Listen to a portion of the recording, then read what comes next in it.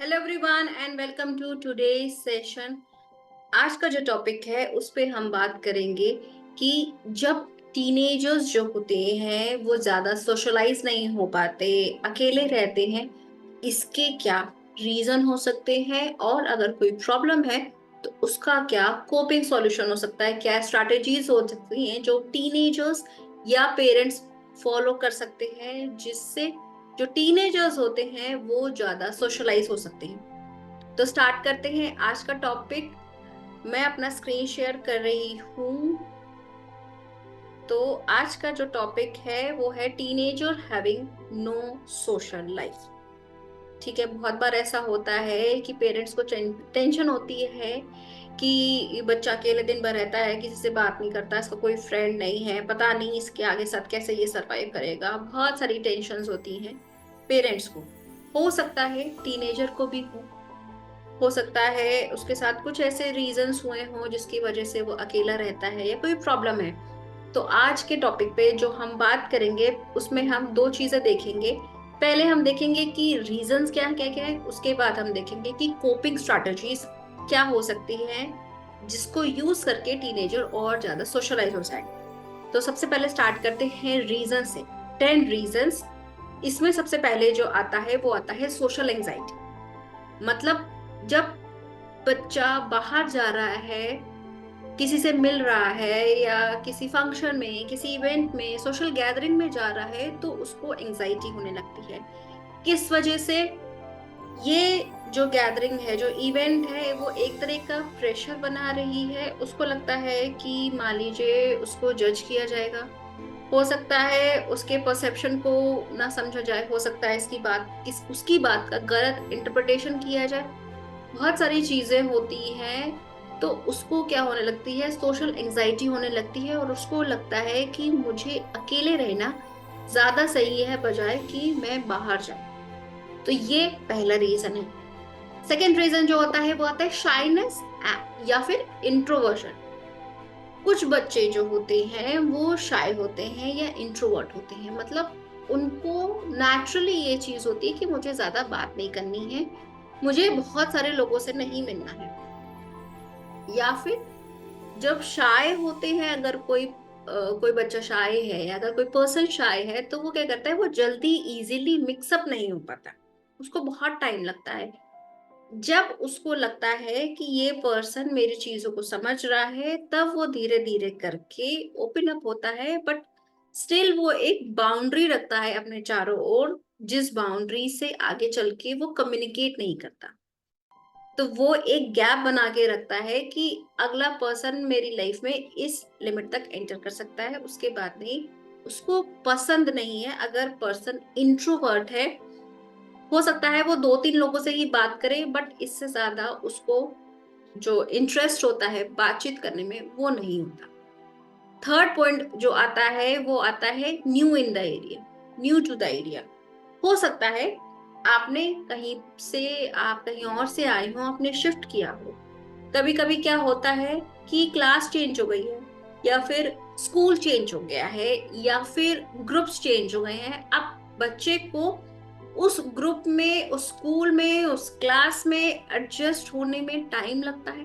इस वजह से भी कई बार जो टीनेजर्स बच्चे हैं वो अकेले रहने लगते हैं, क्योंकि पहले वो क्या करते हैं, पहले वो औरों को ऑब्जर्व करना शुरू करते हैं। कौन कैसा है, कैसे बिहेवियर है उसके, कैसे एक्टिविटीज है, धीरे धीरे करके वो ओपन आना शुरू होते हैं जब उनको लगता है कि हाँ ये सारी चीजें मेरे अकॉर्डिंग ठीक है।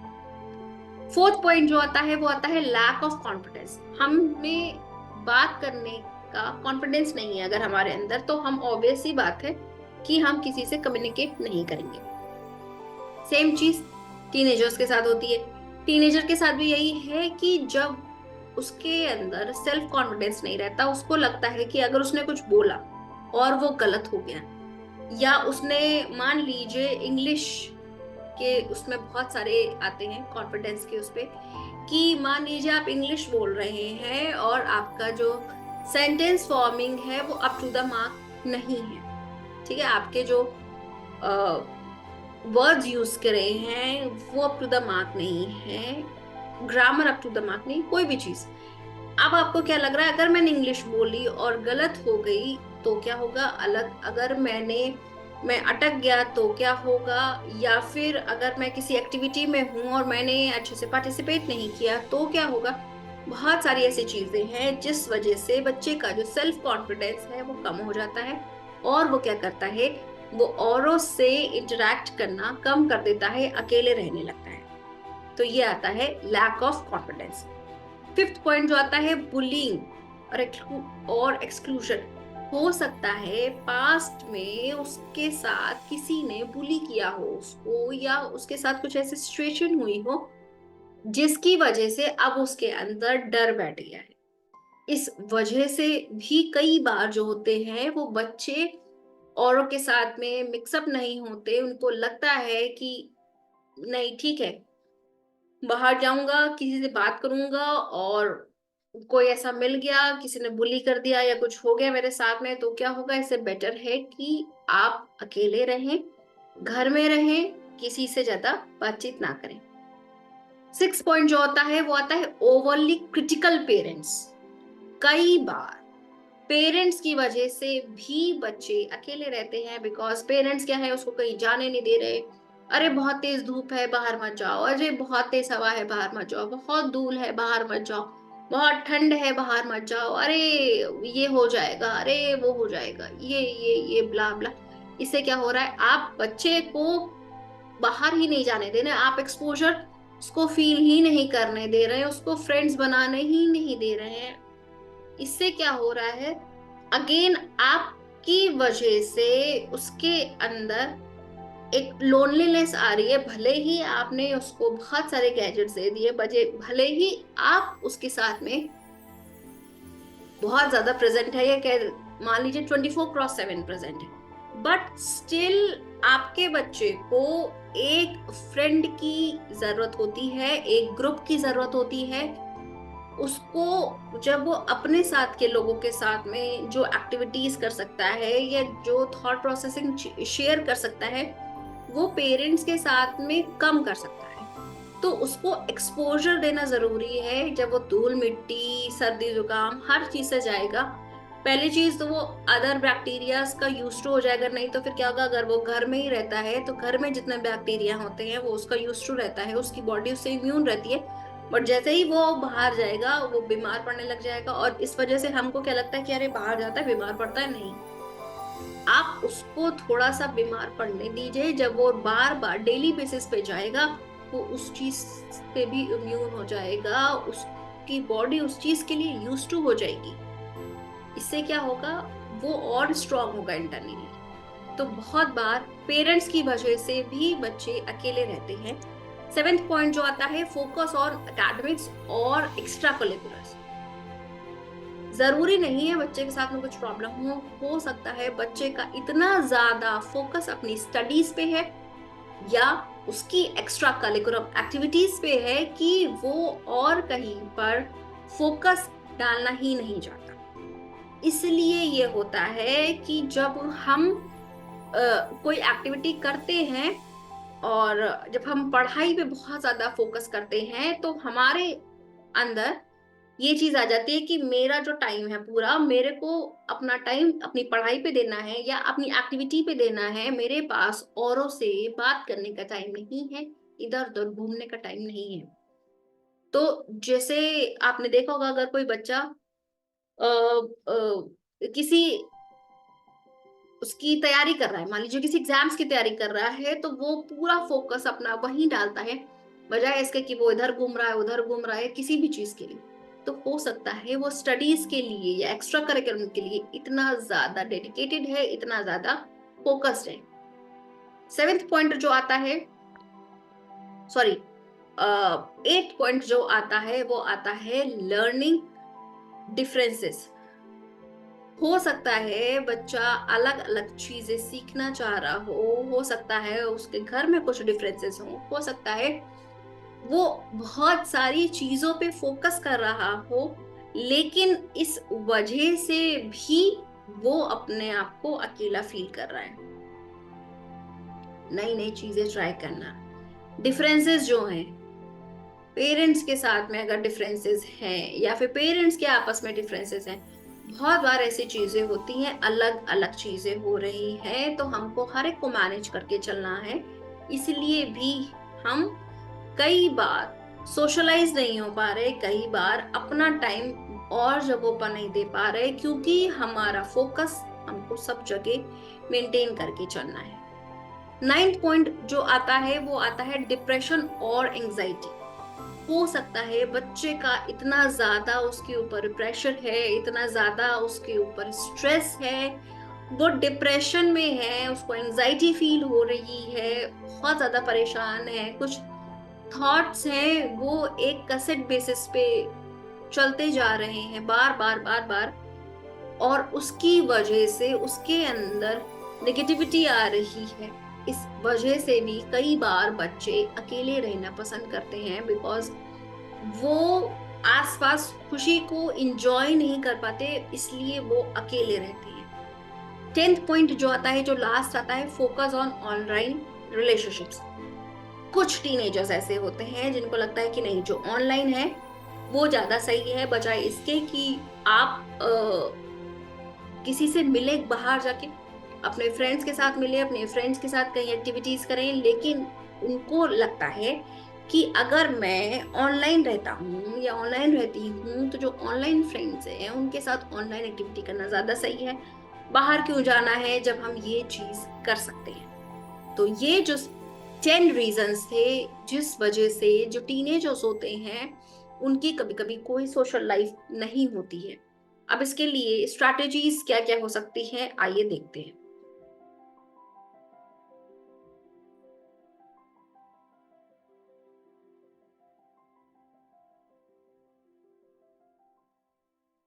सबसे पहली स्ट्रैटेजी जो 10 कोपिंग स्ट्रैटेजीज में आती है, आइए देखते हैं वो कौन सी है। पहली स्ट्रैटेजी जो आती है वो आती है आइडेंटिफाई द रीजन। हमें एज अ पेरेंट या टीनेजर को भी एज अ टीनेजर ये पता होना चाहिए कि क्यों उसको औरों के साथ में रहना पसंद नहीं है, ऐसा क्या रीजन है जिस वजह से वो सोशलाइज नहीं हो पा रहा है। जब आपको एज अ पेरेंट पता होगा या टीनेजर को पता होगा, तब वो अपने पेरेंट से कम्युनिकेट कर सकता है, और जब पेरेंट को पता होगा तभी वो उसको सॉल्यूशन प्रोवाइड करा पाएंगे। तो पहले आपको इस चीज में क्लैरिटी चाहिए कि आपके साथ ऐसा क्या हुआ, आपके क्या इमोशंस है जिस वजह से आपको औरों के साथ रहना पसंद नहीं है, क्या थॉट्स हैं, क्या बिलीव्स हैं जिस वजह से आपको लगता है कि आपको सोशलाइज होने की कोई जरूरत नहीं है। नंबर 2 जो पॉइंट आता है वो आता है एंकरेज पार्टिसिपेशन इन एक्टिविटीज। मतलब कि अपने बच्चे को और ज्यादा एंकरेज करिए ताकि वो जो पार्टी एक्टिविटीज होती हैं, ग्रुप एक्टिविटीज होती हैं, उसमें पार्टिसिपेट करे। जब वो पार्टिसिपेट करेगा धीरे धीरे करके उसका ग्रुप बनने लगेगा, और जब ग्रुप बनेगा तो वो और ज्यादा सोशलाइज हो जाएगा। 3rd पॉइंट जो आता है वो आता है डेवलप सोशल स्किल्स। मतलब आपको अपनी सोशल स्किल्स डेवलप करनी पड़ेंगी धीरे धीरे करके। कई बार ऐसा होता है कि कोई टीनेजर्स बहुत ज्यादा सोशलाइज होता है, बाय बॉर्न कोई पर्सन बहुत ज्यादा सोशलाइज होता है, कोई नहीं होता है। कई बार आपको लगता है कि आप बहुत ज्यादा सोशलाइज नहीं हैं, तो आपको अपने लिए थोड़ा सा एक स्केड्यूल बनाना पड़ेगा, खुद को पुश करना पड़ेगा, कुछ सोशल स्किल्स डेवलप करनी पड़ेंगी, कम्युनिकेशन के बेसिस पे, इंटरेक्शन के बेसिस पे। अपने लिए कुछ ऐसी एक्टिविटीज करिए जिससे आप खुद को पुश कर पाए औरों से बात करने में, भले ही भी किसी अननोन पर्सन से हो, भले ही आपके क्लास में कोई पर्सन है जो बच्चा है, आपको उससे बात करनी है। इससे क्या होगा, जब आप खुद को पुश करेंगे सोशल स्किल्स के लिए या इंटरेक्शन के लिए, तब आप जो आपकी जो सोशल लाइफ है वो और ज्यादा धीरे धीरे करके इम्प्रूव होने लगेगी। 4th पॉइंट जो आता है वो आता है ग्रेजुअल एक्सपोजर। धीरे धीरे करके आपको बाहर जाना शुरू करना है। अब आप फ्रेंड्स के साथ जा सकते हैं, फैमिली मेंबर्स के साथ जा सकते हैं। अगर आपने बिल्कुल भी जाना नहीं शुरू किया है तो पहले फ्रेंड्स के साथ, फैमिली मेंबर्स के साथ जाइए जिनको आप ट्रस्ट करते हैं।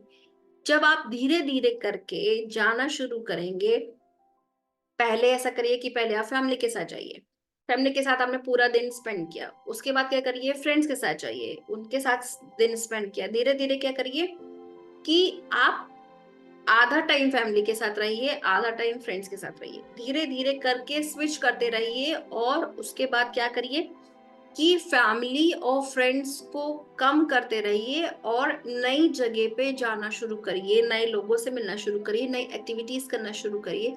धीरे धीरे करके जब थोड़ा टाइम फैमिली और थोड़ा टाइम किसी अननोन के साथ में आप बात करेंगे, किसी एक्टिविटी में आप जाएंगे, पार्टिसिपेट करेंगे, तो इससे क्या होगा, आप धीरे धीरे अपनी बाउंड्रीज को पुश कर रहे हैं, खुद को पुश कर रहे हैं। और इससे भी आपकी जो सोशल स्किल है, जो आपकी सोशल लिविंग है, वो और ज्यादा सही हो सकती है। फिफ्थ पॉइंट जो आता है वो आता है positive self talk. Positive self talk मतलब मैं बहुत ज्यादा सोशलाइज हूँ, मैं सबसे इजीली बात कर सकती हूँ, मुझे अकेले रहना पसंद नहीं है, मुझे औरों के साथ में मजा आता है, मेरे फ्रेंड्स बहुत ज्यादा सपोर्टिव हैं। इस तरह से जब आप सोशल लाइफ से रिलेटेड अपने लिए पॉजिटिव सेल्फ टॉक करते हैं, मैं औरों से बात करते टाइम बहुत ज्यादा कॉन्फिडेंट रहता हूँ या फील करता हूँ या अच्छा लगता है, जैसे भी आपको जो सेल्फ टॉक है, जो अफर्मेशंस हैं, जब अपने बारे में आप बोलते हैं पॉजिटिव वे में, तब उसका जो इम्पैक्ट पड़ता है, इससे भी आपकी सोशल लाइफ अच्छी होती है, बिकॉज आप एक सिग्नल दे रहे हैं अपने सबकॉन्शियस माइंड को कि आप इस चीज को करने के लिए रेडी हैं। सिक्स पॉइंट जो आता है वो आता है सपोर्ट ग्रुप और थेरेपी। अगर आपके साथ में कोई प्रॉब्लम है तो आप थेरेपी सेशंस ले सकते हैं। अगर आपको लग रहा है कि आपके इंटरेक्शन नहीं हो पा रहा है तो आप सपोर्ट ग्रुप्स लीजिए, ऐसे अपने फ्रेंड्स के साथ में जाइए जो आपको सपोर्ट करते हैं, या फिर किसी ऐसी एक्टिविटी में पार्टिसिपेट करिए, या फिर जो ऑनलाइन ग्रुप्स होते हैं जो आपको सपोर्ट करते हैं, फेसबुक पे बहुत सारे ग्रुप्स होते हैं, जिससे क्या होता है कि वहां पर सेम जिनका थिंकिंग होती है उस तरह के लोग होते हैं और उनके साथ में इंटरेक्शन करना ज्यादा इजी होता है। सेवेंथ पॉइंट जो आता है ओपन कम्युनिकेशन। बच्चे के साथ में ओपनली कम्युनिकेट करिए, क्या हुआ, कैसे हुआ, क्या करना है, कब, क्यों, धीरे धीरे करके क्वेश्चंस पूछिए और अपने बारे में भी बताइए। कम्युनिकेशन टू वे रखिए, यस नो वाले सिचुएशन पे नहीं जाना है, हमको इस तरीके से बात करना है कि जब बच्चा कुछ बोले आप उसमें से ही कुछ क्वेश्चन निकाल सकें, या फिर आप बच्चे को मौका दें कि वो ज्यादा से ज्यादा अपने बारे में, अपनी फीलिंग्स, अपने थॉट्स के बारे में बता पाए। एट्थ पॉइंट जो आता है वो आता है सेलिब्रेट स्मॉल विक्ट्रीज। मतलब धीरे धीरे करके बच्चे की स्मॉल विक्ट्रीज को सेलिब्रेट करिए। अगर बच्चे ने कुछ कहा है, कुछ करा है, उसको सेलिब्रेट करिए और उसको थोड़ा सा पैम्पर करिए, थोड़ा सा आप कह सकते हैं मोटिवेट करिए। जब आप इस तरीके से उसकी विक्ट्रीज को सेलिब्रेट करते हैं, बच्चे के अंदर सेल्फ कॉन्फिडेंस बढ़ता है, डाउट कम होता है। और धीरे धीरे करके मान लीजिए अगर उसने आधा घंटा, या आधा घंटा भी नहीं, अगर वो 15 मिनट किसी बाहर गया और किसी से बात करी, उस चीज को सेलिब्रेट करिए कि जिसने कभी नहीं किया, अगर उसने इस चीज के लिए 15 मिनट निकाले हैं, उसने कितना बड़ा स्टेप लिया है अपने लिए, उसको सेलिब्रेट करिए। जब आप इस तरह से सेलिब्रेट करेंगे तो बच्चे के लिए वो एक माइलस्टोन हो जाएगा और उसको वो हमेशा याद रहेगा। इसी तरह से वो आगे भी वर्क करेगा। नाइन्थ पॉइंट जो आता है वो आता है मॉडल हेल्दी सोशलाइजेशन। मतलब जब आप सोशलाइज होते हैं एज अ पेरेंट, उस चीज को मॉडल करिए। आप किसी से कैसे बात करते हैं, कैसे इंटरेक्शन करते हैं, कैसे बिहेव करते हैं, कैसे कम्युनिकेट करते हैं, क्या आपके बॉडी पोस्चर्स होते हैं, कैसा हैंड मूव होता है, आप कितना स्माइल कर रहे हैं, कितना रिस्पॉन्ड कर रहे हैं और कितना सुन रहे हैं। ये सारी चीजें जब आप मॉडल करते हैं जब आप किसी से सोशलाइज होते हैं और बच्चा ये चीज देख रहा है कि मेरे पेरेंट्स इस तरह से बिहेव करते हैं, बच्चा भी फिर वैसे ही बिहेव करने लगता है। तो आपको अपने आप को रिप्रेजेंट करना है एज अ मॉडल बच्चे के सामने, ताकि बच्चा भी फिर वैसे ही सोशलाइज होना शुरू हो जाए। और जो लास्ट पॉइंट आता है वो आता है रिस्पेक्ट देयर प्रेफरेंसेस। हम एज अ पेरेंट हमेशा चाहते हैं कि हमारा बच्चा खुश रहे।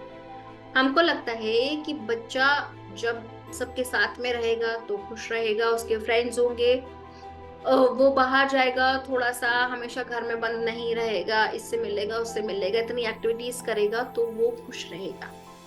बट अपने बच्चे के नेचर को भी समझना जरूरी है। हो सकता है आपके बच्चे का नेचर वो नहीं हो सकता है उसकी कोई प्रॉब्लम ही नहीं हो, उसको पसंद ही नहीं है बाहर जाना, तो उसको आप फोर्स नहीं कर सकते। हो सकता है जब आप ऐसा करें तो बच्चे के अंदर एक प्रेशर आ जाए, हो सकता है, या फिर वो एंजाइटी फील करे, एंग्शियस फील करे। तो बच्चे की प्रेफरेंसेस को भी समझना एज अ पेरेंट आपकी जरूरत है। इस सेशन में हमने पढ़ा 10 रीजंस कि किस वजह से जो बच्चे होते हैं, जो टीनेजर्स होते हैं, वो सोशलाइज नहीं हो पाते या खुद को इन्वॉल्व नहीं कर पाते औरों के साथ में। प्लस हमने ये भी पढ़ा कि जो 10 कोपिंग स्ट्रैटेजीज हैं, किसको यूज करके एज अ पेरेंट या एज अ टीनेजर, जो टीनेजर बच्चे हैं वो अपनी सोशल लाइफ को और ज्यादा हैपनिंग बना सकते हैं। आज का सेशन आपको कैसा लगा नीचे कमेंट सेक्शन में जरूर लिखिएगा, मैं आपके कमेंट्स का वेट करूंगी। अगर आप किसी और टॉपिक पे इंफॉर्मेशन चाहते हैं तो वो भी आप लिख सकते हैं। आप मुझे इंस्टाग्राम और फेसबुक पे फॉलो कर सकते हैं, मेरा हैंडल है रिचा गोयल कटियार। मिलते हैं नेक्स्ट वीडियो में, तब तक के लिए take care, bye bye and happy parenting, have a good day.